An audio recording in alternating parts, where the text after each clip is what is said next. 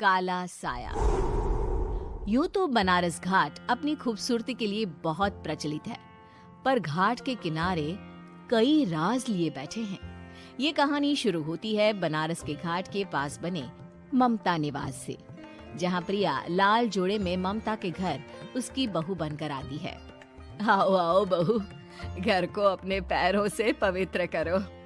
ममता घर की दहलीज पार कर ही रही होती है कि अचानक एक बहुत गंदी सी बास पूरे घर में फैल जाती है।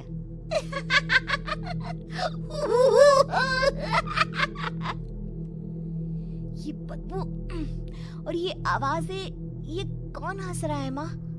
अब ये पड़ोसी ना हमारे थोड़े अलग से है।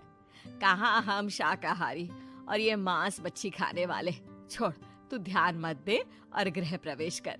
और हाँ बहू, अपनी सास की एक बात हमेशा याद रखना, इन पड़ोसियों से तो कभी बात नहीं करेगी। अच्छे लोग नहीं है ये। अपनी सास की ये बात मानेगी ना बेटा? हाँ माँ, जो आपकी मर्जी, मैं उनसे बात नहीं करूंगी। अगले दिन प्रिया अपनी पहली रसोई बनाने रसोई घर में जाती है। ये छोकी बात तो नाक में जा रही है। एक काम करती हूँ, खिड़की खोल देती हूँ। प्रिया खिड़की खोलने जाती है। इतने जाले, लगता है इस खिड़की को कभी खोला ही नहीं गया। पर ऐसा क्यों? ओह, नॉन वेज की स्मेल आती होगी ना। 2 मिनट के लिए खोल लेती हूँ, फिर बंद कर दूंगी।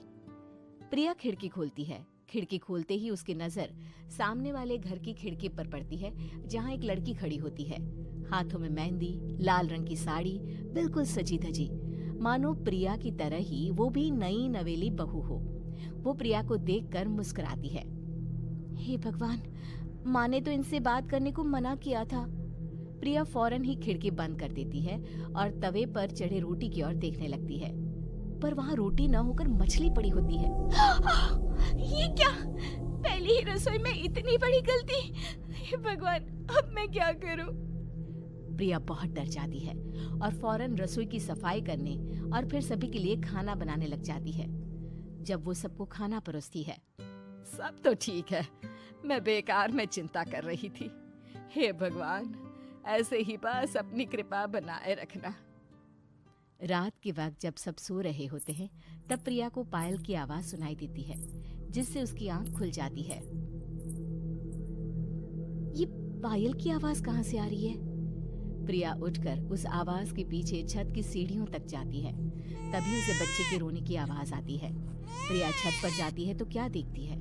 वही लाल साड़ी वाली लड़की अपनी गोद में एक नवजात बच्चे को घुमा घुमा कर सुला रही है। तभी प्रिया की नजर उसके पेट पर पड़ती है। ओह गॉड, ये तो प्रेग्नेंट भी है। सुनिए, बच्चा सो नहीं रहा है क्या? मैं कुछ मदद करूं? नहीं नहीं, आपके घर वालों को अच्छा नहीं लगेगा, मैं संभाल लूंगी। स्नेहा की गोद से बच्चा हाथ मारकर प्रिया की गोद में आने को छटपटाने लगता है। दोनों घर अगल बगल में बने होने के कारण प्रिया उस बच्चे को गोद में ले लेती है। प्रिया के पास आते ही वो सो जाता है। बच्चे का वो स्पर्श रात भर प्रिया भूल नहीं पाती और अगली सुबह वो छत पर कपड़े सुखा रही होती है। तभी उसे एक औरत इशारा करके बुलाती है। स्नेहा कह रही थी बाबू तुम्हारी गोद में आते ही सो गया। मैं गौरी, स्नेहा की माँ हूँ। बहू, घर आना, बाबू को खिला भी लेना। शाम को जब घर पर कोई नहीं रहता, बच्चे से मिलने के लिए प्रिया छिपकर अपनी पड़ोसन के घर